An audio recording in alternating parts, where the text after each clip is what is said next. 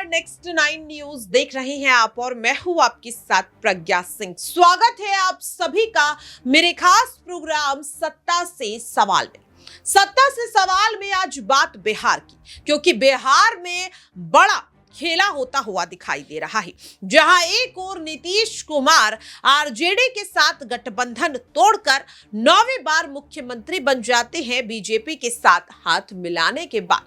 तो उसके बाद हर किसी को लगा कि शायद मंत्रिमंडल विस्तार को लेकर जेडीयू और बीजेपी के बीच पेच फंसता हुआ नजर आएगा, लेकिन यहां पर देखने के लिए मिला कि आनन फानन में नीतीश कुमार किस तरह से विभागों का बंटवारा कर देते हैं।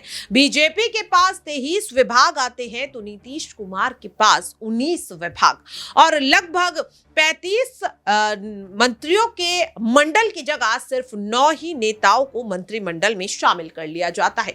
सवाल लगातार ये बनता हुआ नजर आ रहा है कि क्या नीतीश कुमार को पहले से पता था कि मंत्रिमंडल में विभागों के बंटवारे को लेकर खींचतान देखने के लिए मिलेगी और इसीलिए उन्होंने फ्लोर टेस्ट होने से पहले ही यहां पर विभागों का बंटवारा कर लिया। लेकिन क्या ये रणनीति नीतीश कुमार के लिए फ्लोर टेस्ट में काम आती हुई नजर आएगी? क्योंकि यहां पर कहा जा रहा है कि अभी भी जीतन राम मांझी कोई बड़ा खेल करते हुए नजर आ सकते हैं। सवाल चिराग पासवान को लेकर भी उठता हुआ नजर आ रहा है और सवाल यहां पर ललन सिंह को लेकर भी उठता हुआ नजर आ रहा है। इसी बीच देखा जा रहा है कि आरजेडी भी लगातार दावे कर रही है कि अभी फ्लोर टेस्ट के बाद ही पता चलेगा कि बिहार में आखिरकार किसका राज होता हुआ नजर आएगा। नीतीश कुमार को लेकर भले ही यहां पर ललन सिंह के सुर फिलहाल बदलते हुए नजर आ रहे हो, लेकिन बिहार की राजनीति ऐसी ही है कि कब कौन किसकी तरफ चला जाए कुछ नहीं कहा जा सकता। ललन सिंह, जिनके बगावती तेवर लगभग एक हफ्ते पहले तक देखने के लिए मिल रहे थे, प्रधानमंत्री नरेंद्र मोदी के साथ हुई एक मुलाकात के बाद उनका मिजाज पूरी तरह से बदलता हुआ नजर आया और ऐसा ही हाल जीतन राम मांझी का भी देखने के लिए मिला। जीतन राम मांझी जो विभागों के बंटवारे से पहले नीतीश कुमार के सामने बड़ी शर्त रखते हुए नजर आ रहे थे। क्या थी वो शर्तें, पहले आप ये सुनिए। हमारी मांग भी थी आप लोगों के माध्यम से कि हमें 2 मंत्री पद चाहिए और आपने देखा कि निर्दलीय मंत्री लोग हैं, उनको मंत्री पद दे दिया गया। ठीक है, एक भारतीय जनता जेडीयू में मिल गए हैं, उनको मिला या मिलेगा, लेकिन निर्दलीय विधायक हैं उनको मिला और मनचाहा विभाग भी मिलने की बात चल रही है। तो वैसी परिस्थिति में हमारा क्लेम मजबूत होता है और हमने मांग किया था और बात भी सही है कि मगध क्षेत्र एक तरफ शेड्यूल कास्ट की बहुलता है तो दूसरे तरफ सवर्णों में भी कदावर नेता की आवश्यकता है और सवर्णों में कदावर नेता हमारे पास हैं या नहीं। 4 बार विधायक रहे हैं, मंत्री रहे हैं, उन पर किसी प्रकार का आरोप नहीं रहा है। तो वैसी परिस्थिति में हमने मांग की थी कि 2 दीजिए और इस पर हम नित्यानंद राय जी से बात किया है और अमित शाह जी से भी बात किया। हालांकि अमित शाह जी ने अपने थोड़ा सा उसमें बोले कि थोड़ा मुश्किल लगता है, लेकिन हम समझते हैं कि वो मुश्किल को आसान करना हमारे अमित शाह जी के लिए कोई बड़ी बात नहीं है। इसलिए आज जब पूछ रहे हैं तो पुनः मैं अपनी बात को दोहराता हूँ कि हिंदुस्तानी अवाम मोर्चा सेकुलर को 2 मंत्री पद मिलना चाहिए और सामाजिक सामंजस्य के लिए भी मगध में एक शेड्यूल कास्ट को मिला है तो एक सवर्ण को भी मिलना चाहिए ताकि सवर्णों का वोट कंसोलिडेट होकर के हम लोग को मिले। इसलिए हमारी मांग है। तो 5 तारीख को होगा विस्तार। मैं तो समझता हूँ कि आपके माध्यम से अगर ये बात हो रही है तो उनके कानों में जाएगी। हालांकि हम मुख्यमंत्री से भी बात किया है और फिर नित्यानंद राय जी से बात किया है जो कोऑर्डिनेटर थे और अमित शाह जी से भी बात किया है। सिर्फ भाजपा के लोगों से हमारी बात नहीं हुई है, तो हम भाजपा के लोग से भी बात करना चाह रहे हैं कि आप मेजर दल हैं, तो वैसी परिस्थिति में आप भी इस बात को रखिए कि ताकि हमको 2 पद। तो देखा आपने और सुना भी कि किस तरीके से उन्होंने कहा कि अगर निर्दलीय विधायक को मंत्रिमंडल में जगह दी जा सकती है तो फिर आखिरकार हम क्यों नहीं? हम तो 5 विधायक हैं तो कम से कम 2 मंत्री पद तो लेकर रहेंगे। और आखिरकार उस बात को सच भी किया गया। सवाल ये है कि क्या अब जीतन राम मांझी के बाद चिराग पासवान के भी सुर बदलते हुए नजर आएंगे? क्योंकि कहा जा रहा था कि चिराग पासवान बिहार के उप मुख्यमंत्री बनने की मांग नीतीश कुमार से कर रहे थे, लेकिन उस मांग को नीतीश कुमार ने कहीं ना कहीं दबा दिया।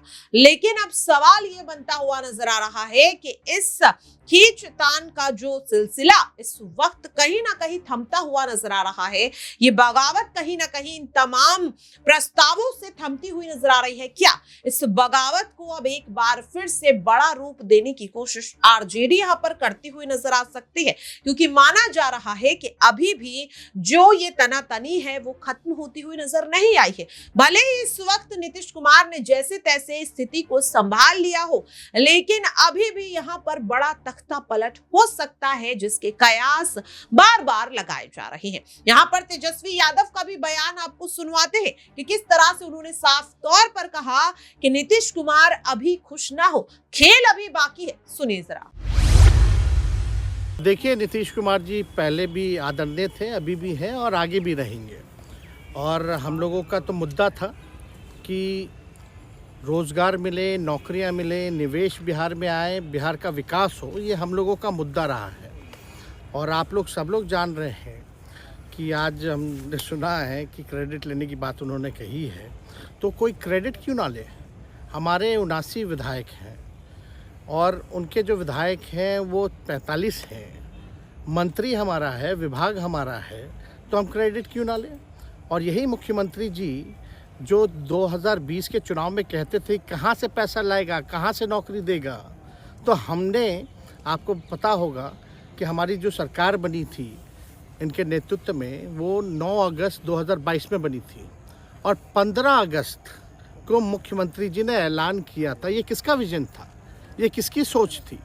तो जो मुख्यमंत्री कहता था कि यह असंभव है नौकरी देना, उसको हमने एक हफ्ते के अंदर जो है उनसे बुलवाने का काम किया, जो कहता था असंभव है।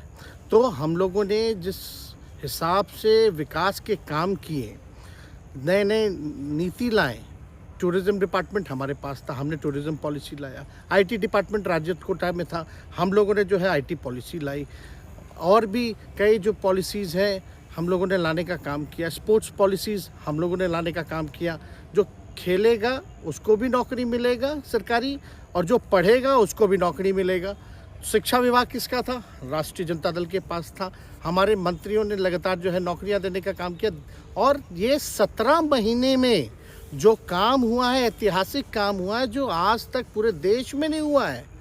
और ये भाजपा और नीतीश जी की तो सरकार 17 साल भी रहे, तो 17 साल बनाम 17 महीने जो काम हुआ, एक विभाग ने वर्ल्ड रिकॉर्ड बनाने का काम किया। एक विभाग ने एक दिन जो है 70 दिनों के अंदर जो है 2 लाख से भी ऊपर जो है हम लोगों ने नियुक्तियां पत्र वितरण करने का काम किया। ये ऐतिहासिक काम है, किसी भी राज्य में नहीं हुआ। और अब तक हम लोगों की सरकार ने लगभग जो है, जो गवर्नर ने भी जो स्पीच दिया अभी 26 जनवरी को, तो 3.5 लाख से ऊपर की बात कही उन्होंने, नौकरियां दिया। तो किसके राज्य में हुआ, किसका विजन था?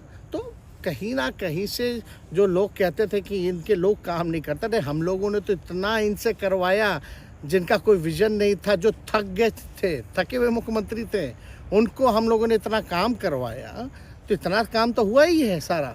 और आप लोग सब लोग जानते हैं कि जो भी बातें ये कह रहे हैं इनको खुद भी नहीं पता। हालांकि हम कोई व्यक्तिगत टिप्पणी नहीं करना चाहते हैं और हम इतना अपने लोगों को आश्वस्त करते हैं कि ना हम में गुस्सा है, ना हम में नाराज़गी है।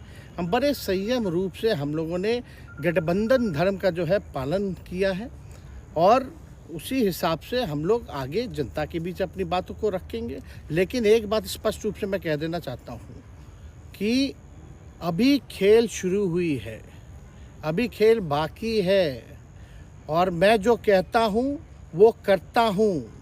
और आप लिख के ले लीजिए, जनता दल यूनाइटेड जो पार्टी है 2024 में ही ख़त्म हो जाएगी।